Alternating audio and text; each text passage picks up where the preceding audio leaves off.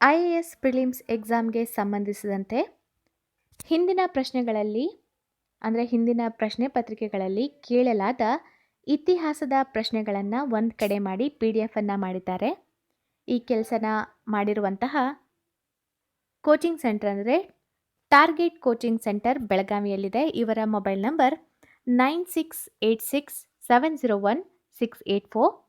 So ಈ PDF ಅನ್ನು ಅವರು ಪ್ರಿಪೇರ್ ಮಾಡಿದ್ದಕ್ಕೆ ತುಂಬಾ ಧನ್ಯವಾದಗಳು.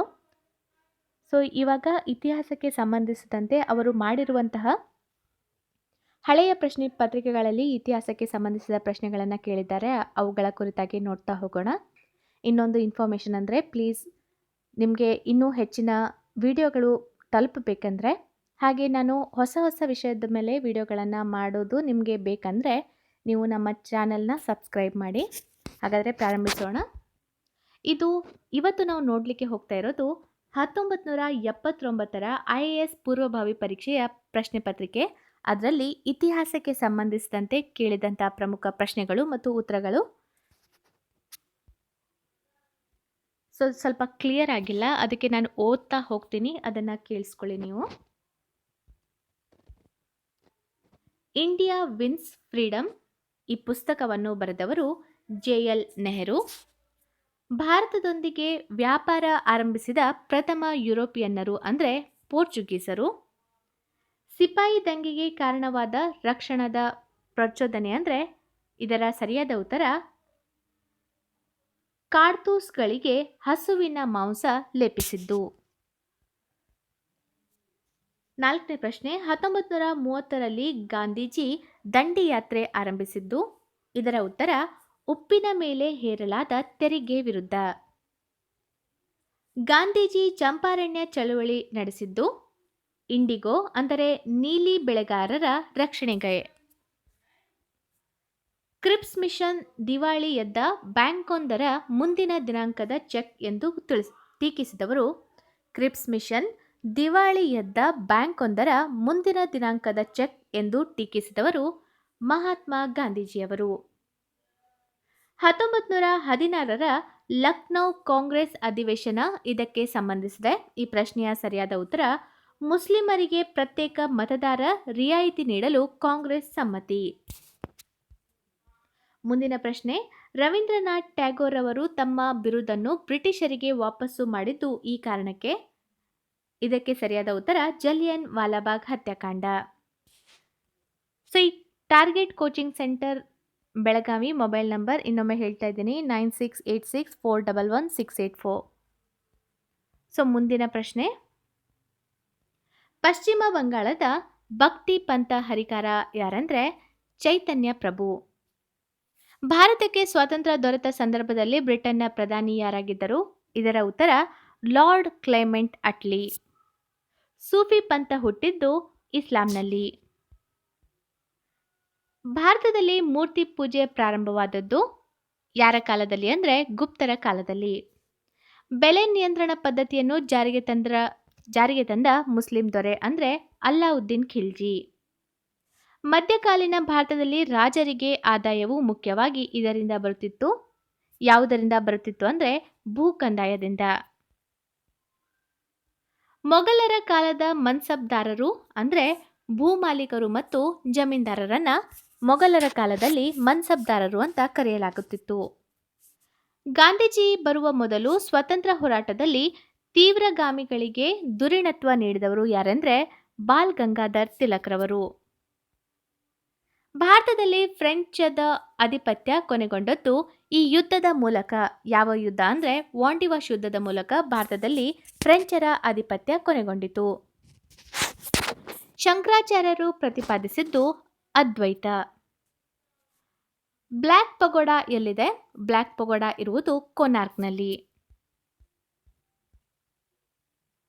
ಬ್ರಹ್ಮ ವಿಷ್ಣು ಮಹೇಶ್ವರರ ತ್ರಿಮೂರ್ತಿ ಶಿಲ್ಪ ಕೆಳಗಿನ ಯಾವ ಸ್ಥಳದಲ್ಲಿ ಕಾಣಸಿಗುತ್ತದೆ ಅಂದರೆ ಎಲಿಫೆಂಟಾ ಗುಹೆಗಳಲ್ಲಿ ಬ್ರಹ್ಮ ವಿಷ್ಣು ಮಹೇಶ್ವರ ತ್ರಿಮೂರ್ತಿ ಶಿಲ್ಪ ಕಾಣಸಿಗುತ್ತದೆ. ಔರಂಗಜೇಬನ ಅವಧಿಯಲ್ಲಿ ಕೆಳಗಿನ ಯಾರು ಆಡಳಿತದಲ್ಲಿ ಭಾಗಿಯಾಗಿರಲಿಲ್ಲ? ಈ ಪ್ರಶ್ನೆಯ ಸರಿಯಾದ ಉತ್ತರ ಮರಾಠರು. ವಿಜಯನಗರ ಸಾಮ್ರಾಜ್ಯದ ಪತನಕ್ಕೆ ಮುಖ್ಯ ಕಾರಣ? ಆನ್ಸರ್ ಮುಸ್ಲಿಂ ರಾಜರ ಏಕತೆ. ಮುಸ್ಲಿಂ ರಾಜರ ಏಕತೆ ವಿಜಯನಗರ ಸಾಮ್ರಾಜ್ಯದ ಪತನಕ್ಕೆ ಮುಖ್ಯ ಕಾರಣವಾಯಿತು. ಇನ್ಕ್ವಿಲಾಬ್ ಜಿಂದಾಬಾದ್ ಘೋಷಣೆ ಕೊಟ್ಟವರು ಯಾರೆಂದ್ರೆ ಭಗತ್ ಸಿಂಗ್. ರೆಡ್ ಶರ್ಟ್ಸ್ ಚಳುವಳಿ ಕೆಳಗಿನ ಯಾವ ಗುರಿ ಹೊಂದಿತ್ತು? ರೆಡ್ ಶರ್ಟ್ಸ್ ಚಳುವಳಿ ಬ್ರಿಟಿಷರನ್ನು ತೊಲಗಿಸುವುದು ಇವರ ಪ್ರಮುಖ ಗುರಿಯಾಗಿತ್ತು. ಭಾರತದಲ್ಲಿ ಬ್ರಿಟಿಷರು ವ್ಯಾಪಾರ ಹಾಗೂ ವಾಣಿಜ್ಯಗಳಲ್ಲಿ ಯಶಸ್ಸು ಸಾಧಿಸಲು ಕಾರಣ ಅಂದ್ರೆ ನೌಕಾಪಡೆಯ ಮೇಲುಗೈ. ಕೆಳಗಿನವುಗಳಲ್ಲಿ ಯಾವುದು ಇಂಡೋ ಆರ್ಯನ್ ಭಾಷೆ ಅಲ್ಲ? ಸೊ ಈ ಪ್ರಶ್ನೆಯ ಸರಿಯಾದ ಉತ್ತರ ತಮಿಳು. ಹಾಗಾದ್ರೆ ಇಂಡೋ ಆರ್ಯನ್ ಭಾಷೆ ಯಾವುದಂದ್ರೆ ಗುಜರಾತಿ, ಒರಿಯಾ ಮತ್ತು ಮರಾಠಿ. ಭಾರತದ ಸ್ವತಂತ್ರ ಹೋರಾಟದಲ್ಲಿ ಅತಿ ಕಡಿಮೆ ಭಾಗವಹಿಸಿದ ವರ್ಗ ಯಾವುದಂದ್ರೆ ಪ್ರಾಂತ್ಯಗಳ ರಾಜಕುಮಾರರು ಭಾರತದ ಸ್ವಾತಂತ್ರ್ಯ ಹೋರಾಟದಲ್ಲಿ ಅತಿ ಕಡಿಮೆ ಭಾಗವಹಿಸಿದ್ರು. ಹರಪ್ಪ ಸಂಸ್ಕೃತಿಯ ಮೇಲೆ ಕೆಳಗಿನ ಯಾವುದು ಬೆಳಕು ಚೆಲ್ಲುತ್ತದೆ? ಯಾವುದಂದ್ರೆ ಪುರಾತತ್ವ ಉತ್ಖನನ. ಪುರಾತನ ಉತ್ಖನನ ಹರಪ್ಪ ಸಂಸ್ಕೃತಿಯ ಮೇಲೆ ಬೆಳಕು ಚೆಲ್ಲುತ್ತದೆ. ಸ್ವದೇಶಿ ಚಳುವಳಿ ಆರಂಭವಾದದ್ದು ಯಾವಾಗ ಅಂದ್ರೆ ಬಂಗಾಳ ವಿಭಜನೆ ವಿರೋಧಿ ಚಳುವಳಿ ಸಂದರ್ಭದಲ್ಲಿ. ಬಂಗಾಳ ವಿಭಜನೆ ವಿರೋಧಿ ಚಳುವಳಿ ಸಂದರ್ಭದಲ್ಲಿ ಸ್ವದೇಶಿ ಚಳುವಳಿ ಆರಂಭವಾಯಿತು.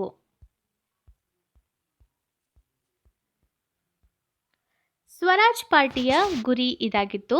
ಸ್ವರಾಜ್ ಪಾರ್ಟಿಯ ಗುರಿ ಏನಾಗಿತ್ತಂದ್ರೆ ಚುನಾವಣೆಯಲ್ಲಿ ಸ್ಪರ್ಧಿಸಿ ಶಾಸಕಾಂಗ ಪ್ರವೇಶಿಸಿ ಒಳಗಿನಿಂದ ವಿರೋಧಿಸುವುದು. ಸೊ ಚುನಾವಣೆಯಲ್ಲಿ ಸ್ಪರ್ಧಿಸಿ ಶಾಸಕಾಂಗ ಪ್ರವೇಶಿಸಿ ಒಳಗಿನಿಂದಲೇ ವಿರೋಧವನ್ನು ವ್ಯಕ್ತಪಡಿಸುವುದು ಸ್ವರಾಜ್ ಪಾರ್ಟಿಯ ಮುಖ್ಯ ಗುರಿಯಾಗಿತ್ತು. ಭಾರತಕ್ಕೆ ಸ್ವತಂತ್ರ ದೊರೆತಾಗ ಯಾವ ಪಕ್ಷ ಬ್ರಿಟನ್ನಲ್ಲಿ ಆಡಳಿತದಲ್ಲಿತ್ತು? ಆವಾಗ ಲೇಬರ್ ಪಕ್ಷ ಬ್ರಿಟನ್ನಲ್ಲಿ ಆಡಳಿತದಲ್ಲಿತ್ತು. ಕೆಳಗಿನ ಯಾವುದು ಜಲಿಯನ್ ವಾಲಾಬಾಗ್ ಹತ್ಯಾಕಾಂಡದ ನಂತರದ ಒಂದು ಪರಿಣಾಮ ಅಲ್ಲ? ಸೊ ಈ ಪ್ರಶ್ನೆಯ ಉತ್ತರ ಪಂಜಾಬ್ನಲ್ಲಿ ತಾತ್ಕಾಲಿಕ ಶಾಂತಿ. ಇದು ಜಲಿಯನ್ ವಾಲಾಬಾಗ್ ಹತ್ಯಾಕಾಂಡದ ನಂತರದ ಒಂದು ಪರಿಣಾಮ ಅಲ್ಲ ಅಂತ ಉತ್ತರ. ಸೊ ಜಲಿಯನ್ ವಾಲಾಬಾಗ್ ಹತ್ಯಾಕಾಂಡದ ಪ್ರಮುಖ ಪರಿಣಾಮಗಳೆಂದರೆ ಜನರಲ್ ಡಯರ್, ಎಲ್ಲರಿಗೂ ಸಮಾನ ಅವಕಾಶ, ಹಾಗೆ ಬಡವರ ಬಗ್ಗೆ ಕಾಳಜಿ, ಆದರೆ ಶ್ರೀಮಂತರ ವಿರುದ್ಧ ದ್ವೇಷ ಸಾಧನೆ. ಈಗ ನೆಕ್ಸ್ಟ್ ನಾನು ಕ್ವೆಶನ್ ಮತ್ತು ಆನ್ಸರ್ಗಳನ್ನ ಹೇಳ್ತಾ ಇರೋದು 1980ರಲ್ಲಿ ನಡೆದ IAS ಪೂರ್ವಭಾವಿ ಪರೀಕ್ಷೆಯ ಇತಿಹಾಸಕ್ಕೆ ಸಂಬಂಧಿಸಿದ ಪ್ರಶ್ನೆಗಳು ಮತ್ತು ಉತ್ತರಗಳು. ಪ್ರಾಚೀನ ಭಾರತದ ಮಹಾನ್ ಕಾನೂನು ತಜ್ಞ ಯಾರು? ಸೊ ಪ್ರಾಚೀನ ಭಾರತದ ಮಹಾನ್ ಕಾನೂನು ತಜ್ಞ ಅಂದ್ರೆ ಮನು ಆಗಿದ್ದಾರೆ. ಗೌತಮ ಬುದ್ಧ ತನ್ನ ಪ್ರಥಮ ಪ್ರವಚನ ನೀಡಿದ ಸ್ಥಳ ಯಾವುದೆಂದ್ರೆ ಸಾರನಾಥ. ಸಾರನಾಥ ಗೌತಮ ಬುದ್ಧ ತನ್ನ ಪ್ರಥಮ ಪ್ರವಚನ ನೀಡಿದ ಸ್ಥಳವಾಗಿದೆ. ಸರ್ವೆಂಟ್ಸ್ ಆಫ್ ಇಂಡಿಯಾ ಸೊಸೈಟಿಯ ಸ್ಥಾಪಕ ಯಾರು? ಸರ್ವೆಂಟ್ಸ್ ಆಫ್ ಇಂಡಿಯಾ ಸೊಸೈಟಿಯ ಸ್ಥಾಪಕ ಅಂದರೆ ಗೋಪಾಲ್ ಕೃಷ್ಣ ಗೋಖಲೆ. ಶಕ ವರ್ಷ ಆರಂಭವಾದದ್ದು ಯಾವಾಗ ಅಂದರೆ ಕ್ರಿಸ್ತ ಶಕ 78ರಿಂದ ಶಕ ವರ್ಷ ಆರಂಭವಾಯಿತು. 1919 ವರ್ಷ ಕೆಳಗಿನ ಯಾವುದಕ್ಕೆ ಸಂಬಂಧಿಸಿದೆ? ಇದು ಜಲಿಯನ್ ವಾಲಾಬಾಗ್ ದುರಂತಕ್ಕೆ 1919 ಸಂಬಂಧಿಸಿದೆ. ಕೆಳಗಿನ ಯಾರು ಫತೇಪುರ್ ಸಿಕ್ರಿಯೊಂದಿಗೆ ಸಂಬಂಧಿಸಿದ್ದಾರೆ? ಸೊ ಈ ಪ್ರಶ್ನೆಯ ಸರಿಯಾದ ಉತ್ತರ ಅಕ್ಬರ್. ಫತೇಪುರ್ ಸಿಕ್ರಿಯನ್ನ ಅಕ್ಬರ್ ಅವರು ಸಂಬಂಧಿಸಿದ್ದಾರೆ. ಅಕ್ಬರ್ ಅವರು ಫತೇಪುರ್ ಸಿಕ್ರಿಯನ್ನ ಅವರ ಆಡಳಿತ ಅವಧಿಯಲ್ಲಿ ಇದ್ದಂತಹ ಒಬ್ಬ ಭವಿಷ್ಯಕಾರ. ಹಲವು ಮಕ್ಕಳ ಮರಣದ ನಂತರ ನಿಮಗೆ 3 ಮಕ್ಕಳಾಗತ್ತೆ ಅಂತ ಭವಿಷ್ಯ ನುಡಿದಿದ್ದಕ್ಕಾಗಿ ಅವನಿಗೆ ಕೃತಜ್ಞತೆ ಸಲ್ಲಿಸಲಿಕ್ಕೆ ಫತೇಪುರ್ ಸಿಕ್ರಿ ನಗರವನ್ನು ಸ್ಥಾಪಿಸಿದರು.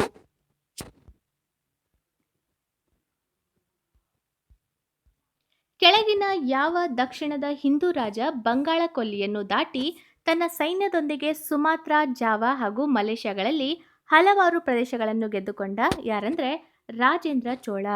ರಾಜೇಂದ್ರ ಚೋಳ ದಕ್ಷಿಣದ ಹಿಂದೂ ರಾಜ ಬಂಗಾಳ ಕೊಲ್ಲಿಯನ್ನು ದಾಟಿ ತನ್ನ ಸೈನ್ಯದೊಂದಿಗೆ ಸುಮಾತ್ರಾ, ಜಾವಾ ಮತ್ತು ಮಲೇಷ್ಯಾಗಳಲ್ಲಿ ಹಲವಾರು ಪ್ರದೇಶಗಳನ್ನು ಗೆದ್ದುಕೊಂಡ. ಮುಂದಿನ ಪ್ರಶ್ನೆ, ಬ್ರಿಟಿಷರ ಕಾಲದಲ್ಲಿ ಭಾರತವು ಅತ್ಯಂತ ಮಂದಗತಿಯಲ್ಲಿ ಕೈಗಾರೀಕರಣಗೊಂಡಿತು ಏಕೆ?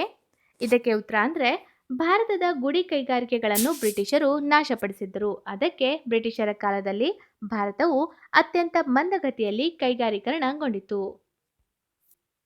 ಕನಿಷ್ಕನ ಆಡಳಿತಾವಧಿಯ ಬಹುಮುಖ್ಯ ಘಟನೆ ಯಾವುದಂದ್ರೆ ಶ್ರೀನಗರದಲ್ಲಿ 4ನೇ ಬೌದ್ಧ ಸಮ್ಮೇಳನ ನಡೆದದ್ದು ಯಾರ ಆಡಳಿತದಲ್ಲಿ ಅಂದ್ರೆ ಕನಿಷ್ಕನ ಆಡಳಿತ ಅವಧಿಯಲ್ಲಿ.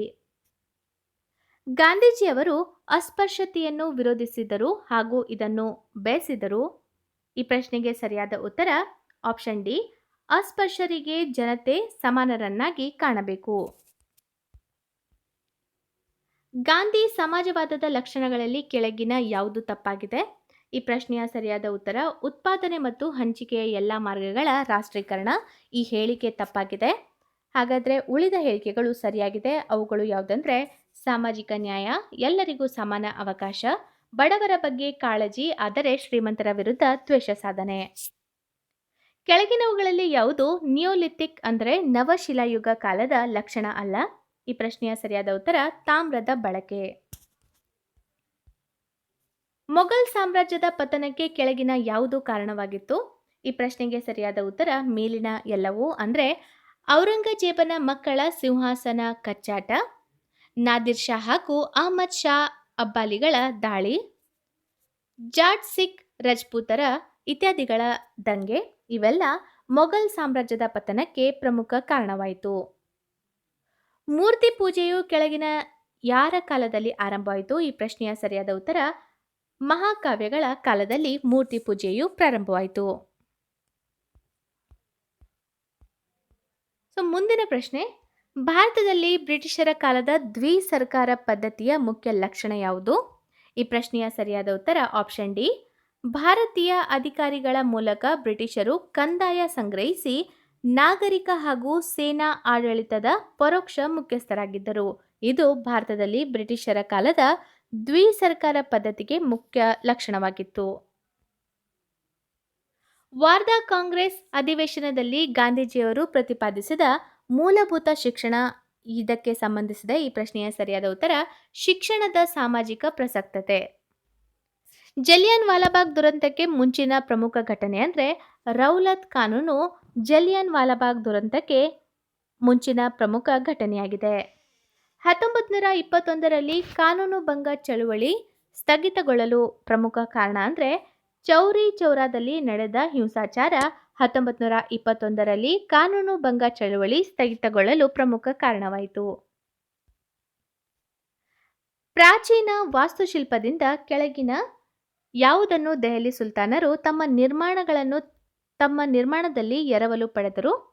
ಪ್ರಾಚೀನ ವಾಸ್ತುಶಿಲ್ಪದಿಂದ ಕೆಳಗಿನ ಯಾವುದನ್ನು ದೆಹಲಿ ಸುಲ್ತಾನರು ತಮ್ಮ ನಿರ್ಮಾಣದಲ್ಲಿ ಎರವಲು ಪಡೆದರು? ಅವರು ಯಾವುದು ಪಡೆದ್ರು ಅಂದರೆ ಕಮಾನುಗಳನ್ನು ಮಾಡುವುದು. ಅಂದರೆ ತಮ್ಮ ಬಿಲ್ಡಿಂಗ್ಸ್ಗಳಲ್ಲಿ ಕಮಾನುಗಳ ಉಪಯೋಗ ಅವರು ಪ್ರಾಚೀನ ವಾಸ್ತುಶಿಲ್ಪದಿಂದ ಎರವಲು ಪಡೆದುಕೊಂಡ್ರು. ಭೂದಾನ ಚಳುವಳಿಯನ್ನು ಆರಂಭಿಸಿದವರು ಯಾರಂದ್ರೆ ವಿನೋಬಾ ಭಾವೆ. ಕ್ರಿಸ್ತಶಕ ಆರಂಭಕ್ಕೆ ಪ್ರಾಮುಖ್ಯತೆ ಕಳೆದುಕೊಂಡ ದೇವತೆ ಇಂದ್ರ. ಅಕ್ಬರನ ಅವಧಿಯಲ್ಲಿ ಜಹಗೀರುದಾರರು ಯಾರಾಗಿದ್ರಂದ್ರೆ ದೊಡ್ಡ ಎಸ್ಟೇಟ್ ಮಾಲೀಕರು ಅಕ್ಬರನ ಅವಧಿಯಲ್ಲಿ ಜಹಗೀರುದಾರರು ಆಗಿದ್ರು. ಇದಿಷ್ಟು ಇವತ್ತಿನ ಭಾಗ 1ರಲ್ಲಿನ ಹಿಂದಿನ ಪ್ರಶ್ನೆ ಪತ್ರಿಕೆಗಳಲ್ಲಿ ಕೇಳಲಾದ ಇತಿಹಾಸಕ್ಕೆ ಸಂಬಂಧಿಸಿದ ಪ್ರಮುಖ ಪ್ರಶ್ನೆಗಳಾಗಿವೆ. ಮುಂದಿನ ಭಾಗದಲ್ಲಿ ಉಳಿದದನ್ನು ಕಂಟಿನ್ಯೂ ಮಾಡ್ತೀನಿ. ಹಾಗೆ ಈ ಎಲ್ಲ ಭಾಗಗಳನ್ನು ಕಂಪ್ಲೀಟ್ ಮಾಡಿದ ಮೇಲೆ ನಿಮಗೆ ಪಿ ಡಿ ಎಫ್ ನೋಟ್ಸ್ನ ಕೊಡ್ತೀನಿ.